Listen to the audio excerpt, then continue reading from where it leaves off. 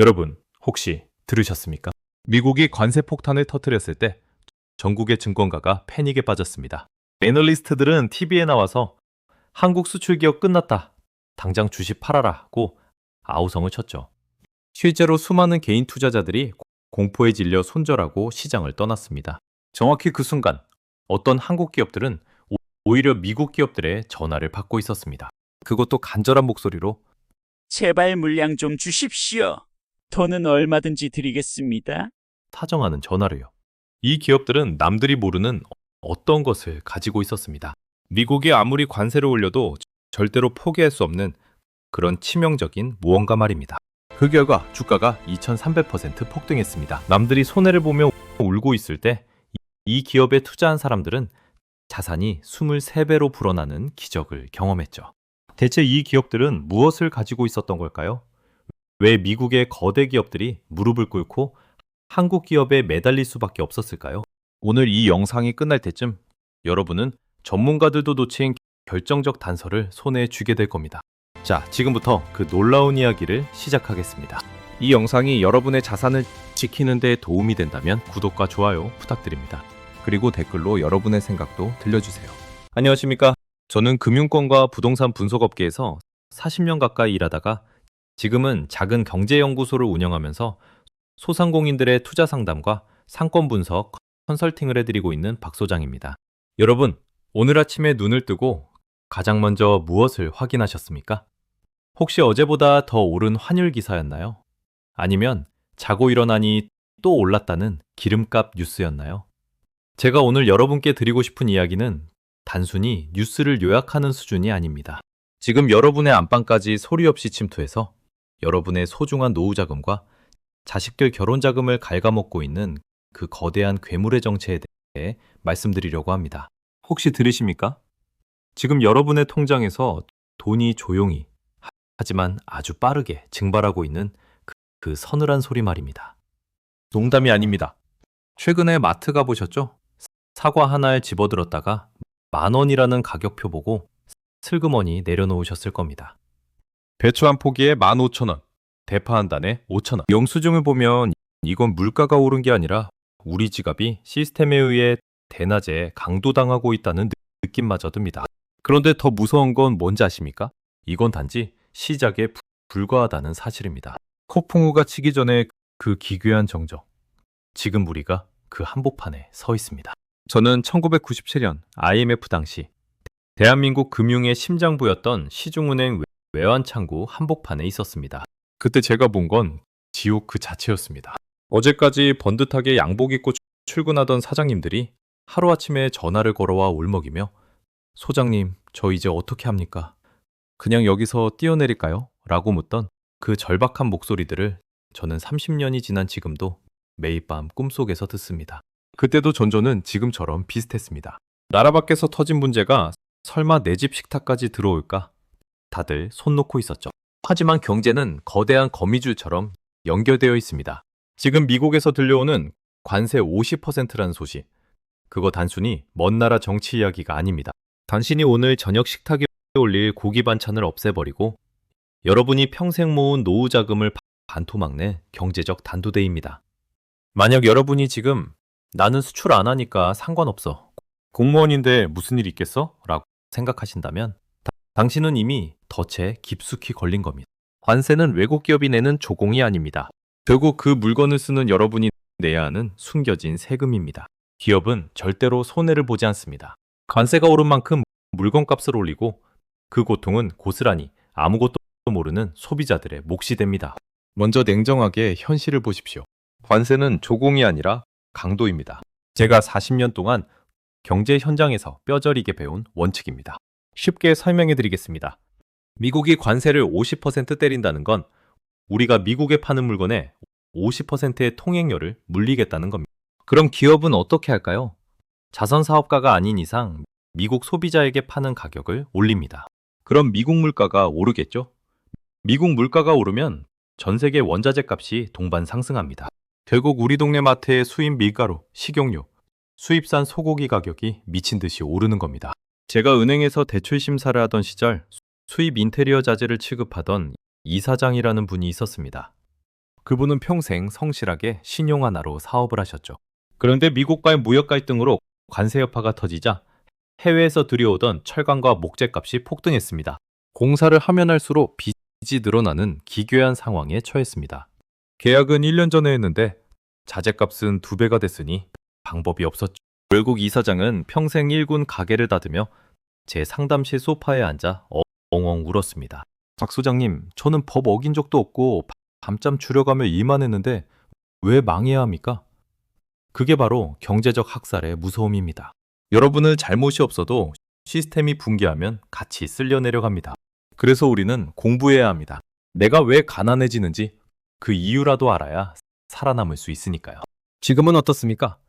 트럼프 행정부의 관세 정책은 단순히 자기 나라 물건 팔아달라는 칭얼거림이 아닙니다. 이건 전 세계의 불을 미국이라는 거대한 블랙홀로 강제로 끌어가는 빨대입니다. 뉴욕 연방준비은행의 데이터를 분석해보면 이미 미국의 수입 물가는 통제불능 상태로 치닫고 있습니다. 전 세계 경제학자들이 경고하고 있죠. 그런데 더 이상한 건 뭔지 아십니까? 이런 지옥 같은 상황에서도 보란듯이 2300% 수익률을 기록하며 미국 시장의 멱살을 잡고 흔드는 한국 기업들이 있다는 겁니다. 이게 오늘 제가 여러분께 전해드릴 핵심 정보입니다. 1930년의 저주를 기억하십니까? 당시 미국은 스무트홀리 관세법이라는 최악의 법안을 통과시켰습니다. 자국 산업을 보호하겠다는 명분이었지만 결과는 어땠을까요? 전 세계가 맞대응하며 무역이 중단됐고 대공황은 10년이나 더 길어졌습니다. 사람들이 길거리에서 빵 한 조각을 얻기 위해 수킬로미터씩 줄을 섰고 아버지는 굶어 죽어가는 자식을 보며 피눈물을 흘렸습니다. 제가 신입사원 때 읽었던 그 참혹한 역사서 속의 비극이 지금 2026년에 똑같은 모양새로 재현되고 있습니다. 역사는 반복됩니다. 다만 그 규모가 더 커지고 잔인해졌을 뿐입니다. 지난주 상담실을 찾아온 65살 정혜숙 씨는 제 앞에서 한숨만 쉬다 가셨습니다. 남편분 퇴직금과 연금으로 근근히 살아가는데 물가가 너무 올라서 이제는 하루 2끼만 드신다고 하더군요. 수입 과일은 꿈도 못 꾸고 이제는 국산 배추조차 무서워서 못 산답니다. 마트 한 바퀴 돌면 5만 원이 사라지는데 정작 봉투 안에는 든 게 없다고 하십니다. 관세가 수입 물가를 올리고 수입 물가가 국산 가격까지 끌어올리는 이 잔인한 악순환. 이게 바로 평범한 중산층을 하루아침에 난민으로 만드는 메커니즘입니다. 여러분, 지금 당장 여러분의 지출 내역을 확인하십시오. 식비와 대출이자가 소득의 절반을 넘었다면 여러분은 이미 경제적 비상사태에 돌입한 겁니다. 이제 본격적으로 기적을 만든 한국 기업들의 이야기를 해보겠습니다. 이 죽음의 골짜기에서 어떻게 살아남았는지 그 비밀을 알아야 여러분의 투자 자산도 지킬 수 있습니다. 바로 현대제철과 포스코입니다.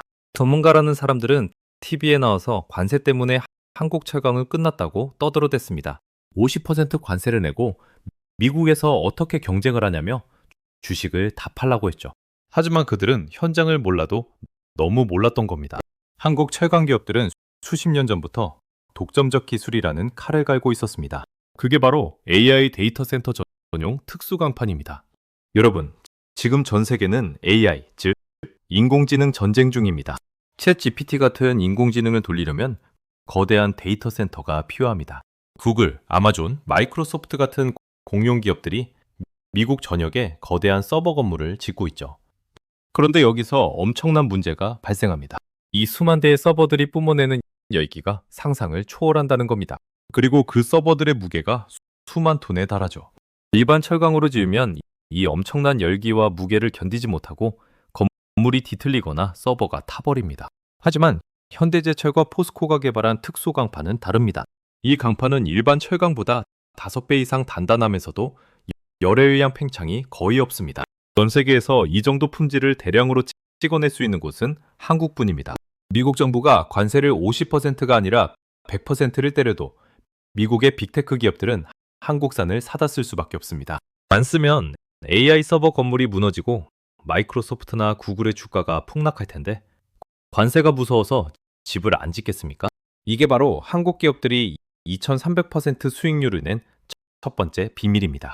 그들은 미국이 절대로 포기할 수 없는 급소를 정확히 찔렀습니다. 제가 당시 현장에서 들은 바로는 미국의 CEO들이 한국 기업 본사에 직접 전화를 걸어 돈은 얼마든지 줄 테니 제발 물량 좀 빼달라고 사정했을 정도였다고 합니다. 더 놀라운 건 그들의 치밀한 협상 전략입니다. 한국 기업들은 단순히 물건만 파는 장사꾼이 아니었습니다. 그들은 미국의 정치적 약점까지 이용했습니다. 현대제철과 포스코는 미국 현지에 8조 원이라는 거금을 들여 거대한 공장을 지어버렸습니다. 이것은 단순한 투자가 아닙니다. 미국 정부를 향한 강력한 인질극이었습니다. 우리의 관세를 매겨라. 그럼 우리는 이 공장을 가동 중단하고 여기서 일하는 미국인 노동자 5천 명을 한순간에 길거리로 내쫓겠다. 라고 맞불을 놓은 겁니다. 미국 대선을 앞두고 일자리가 가장 중요한 미국 정치인들에게 이보다 무서운 협박은 없었죠. 결국 미국 정부는 한국 기업들에게 관세 면제라는 특별 대우를 해줄 수밖에 없었습니다. 이게 바로 위기를 기회로 바꾼 슈퍼 을의 탄생입니다. 남들이 관세라는 숫자만 보고 겁먹어 주식을 팔고 도망갈 때 현대제철과 포스코는 미국 시장의 심장부에 깃발을 꽂았습니다. AI 데이터 센터 하나를 짓는데 들어가는 철강의 가치는 일반 아파트 100채를 짓는 것과 맞먹는 고부가가치입니다. 그 독점적 지위가 주가 2300% 상승이라는 경이로운 숫자로 나타난 겁니다. 위기는 기술이 없는 자에게는 멸망의 길이지만 대체 불가능한 무기를 가진 자에게는 전 세계를 먹어치울 축제의 장이 됩니다. 상담실에서 만난 30대 직장인 최태영 씨는 이 원리를 저와 함께 공부하며 깨달았습니다. 그는 남들이 공포에 질려 한국 수출 끝났다, 삼성전자도 위기다라고 외칠 때 오히려 현대제철의 비중을 조용히 늘렸습니다. 그는 제가 건네준 AI 산업 분석 보고서를 밤새워 읽었죠. 소장님, 미국이 아무리 관세를 때려도 AI는 미국 국력이니까 절대 포기 못하겠죠? 라는 그의 질문에 저는 확신을 주었습니다. 결과는 어땠을까요? 그는 지금 동년배들이 대출이자 갚느라 마이너스 통장을 쓸 때 쏟아지는 배당금을 받으며 여유롭게 다음 투자를 준비하고 있습니다. 공포는 무지한 자의 감옥이고 수익은 공부하는 자의 전리품입니다. 자, 이제 여러분이 오늘부터 당장 실천해야 할 생존 전략 3가지를 아주 구체적으로 말씀드리겠습니다. 이건 부탁이 아니라 명령입니다. 여러분의 가족을 지키기 위한 최소한의 조치입니다. 첫 번째, 빚이라는 암세포를 지금 당장 도려내십시오. 금리 인상과 관세 폭탄이 겹치면 빚은 여러분의 숨통을 끊는 밧줄이 됩니다. 제가 상담했던 김태현 씨라는 분이 있습니다. 38세의 영끌에서 아파트를 샀던 분이죠. 그는 작년에 결단을 내렸습니다. 차를 팔고 신용카드를 가위로 잘랐습니다. 1년 동안 편의점 도시락만 먹으며 5천만 원의 빚을 갚았습니다. 주변에선 왜 그렇게 구질구질하게 사냐고 비웃었죠. 하지만 지금 그는 웃고 있습니다. 금리가 오르자 비웃던 친구들은 파산 직전인데 그는 빚이 없으니 오히려 현금을 모아 저점 매수 기회를 노리고 있습니다. 위기가 왔을 때 빚이 있으면 노예가 되지만 빚이 없으면 시장의 주인이 됩니다. 두 번째 전략은 실물 자산과 독점적 가치에 투자하는 겁니다. 화폐 가치가 휴지 조각이 될 때 믿을 건 금이나 방금 말씀드린 한국 철강 기업처럼 미국이 무릎 꿇을 수밖에 없는 독점 기술을 가진 기업의 주식뿐입니다. 돈을 단순히 은행에 모으지 마십시오. 인플레이션이라는 강도가 은행금리보다 더 빨리 당신의 돈을 훔쳐갑니다. 위기에도 가치가 깎이지 않는 대상을 찾으십시오. 제가 직접 운영하는 소액 투자 계좌를 보면 이런 우량 자산들이 방패 역할을 톡톡히 해주고 있습니다. 수익률보다 중요한 건 내 자산이 녹아내리지 않게 지키는 방어력입니다. 세 번째는 뉴스의 공포에 선동당하지 말고 역사를 스스로 공부하십시오. 1930년 대공황과 1997년 IMF 때 누가 살아남았는지 보십시오. 정부나 은행은 절대로 여러분을 먼저 구해주지 않습니다. 그들은 시스템을 구할 뿐입니다. 오직 여러분의 냉철한 판단과 공부만이 여러분의 소중한 가정을 구합니다. 제가 상담실에서 수많은 실패 사례를 보며 매일 느끼는 건 무지함이야말로 세상에서 가장 비싼 대가를 치르게 한다는 사실입니다. 나는 몰랐다는 말은 경제 전쟁터에서 통하지 않는 변명입니다. 다시 한번 간곡히 말씀드립니다.